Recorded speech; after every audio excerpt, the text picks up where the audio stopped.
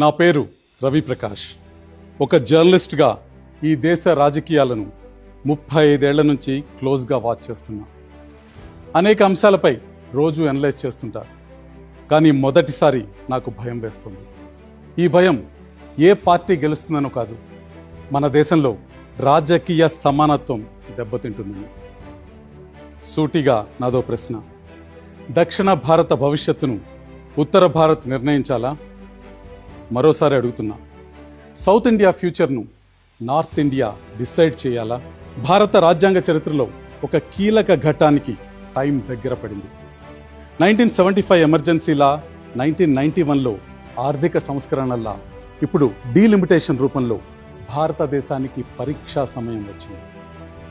డీలిమిటేషన్పై 131వ రాజ్యాంగ సవరణ బిల్లును లోక్సభలో ప్రవేశపెట్టారు. ఇది కేవలం 5 పేజీల డాక్యుమెంట్. రాబోయే 50 ఏళ్లు మన దేశం ఎవరి చేతుల్లో ఉండాలో ఈ 5 పేజీలు నిర్ణయించబోతున్నాయి.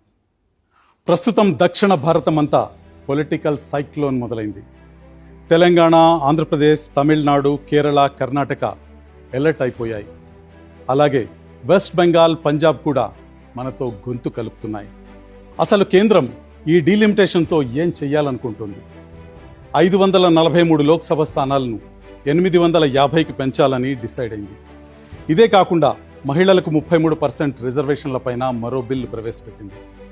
వినడానికి డీలిమిటేషన్ గొప్ప సంస్కరణలానే ఉంది, కానీ దీని వెనుక పెద్ద రాజకీయ ప్రమాదం పొంచి ఉంది. ఇది నా ఒక్కడి మాట కాదు, ఎంతో మంది అనలిస్టుల ఒపీనియన్ కూడా ఇదే. జనాభా ఆధారంగా లోక్సభ సీట్లు పెరిగితే ఎంత ప్రమాదమో ఒక్కసారి చూద్దాం. అంతకంటే ముందుగా జనాభా పెరుగుదల సౌత్ నార్త్ మధ్య ఎలా ఉందో గమనిద్దాం. దక్షిణాదిలో 1971 నుంచి 2011 వరకు పెరిగిన జనాభా 11.7 కోట్లు. కానీ అదే సమయంలో ఒక్క యూపీలోనే పెరిగిన జనాభా 11.15 కోట్లు. అంటే 5 రాష్ట్రాలు కష్టపడి జనాభాను నియంత్రిస్తే ఒక్క రాష్ట్రం పెంచిన జనాభాతో అది సమానమైపోయింది. ఇప్పుడు సీట్ల పంపిణీ జనాభా ప్రాతిపదికన జరిగితే దక్షిణ భారత్ వాటా 24% నుంచి 20%కి పడిపోతుంది. ఉత్తర భారత్ వాటా 33% నుంచి 38%కి పెరుగుతుంది. దీని అర్థం ఏంటి? దక్షిణ భారత్ మద్దతు లేకున్నా కేవలం ఉత్తరాది ఓట్లతోనే ఢిల్లీలో చక్రం తిప్పొచ్చు. అసలు దక్షిణ భారతం ఏం తప్పు చేసింది? కేంద్రం చెప్పినట్టు జనాభాను నియంత్రించటం తప్ప? అక్షరాస్యతలో దేశానికి ఆదర్శంగా నిలిచింది. ఆర్థికంగా ఎదిగి దేశానికి ఎక్కువ పన్నులు కడుతుంది. మరి ఇందుకు దక్కే ఫలితం ఏంటి? పార్లమెంటులో మన గొంతు నొక్కేయటం.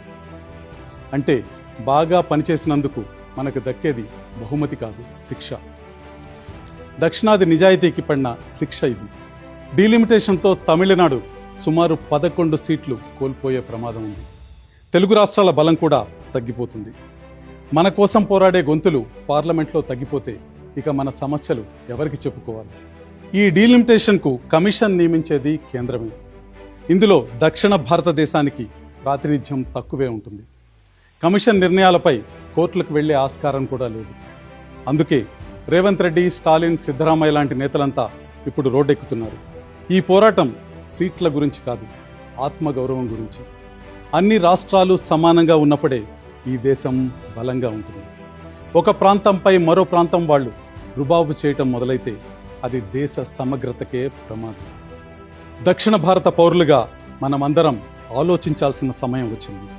ఇప్పుడు కనుక మౌనంగా ఉంటే చరిత్ర మనల్ని క్షమించదు. జై హింద్.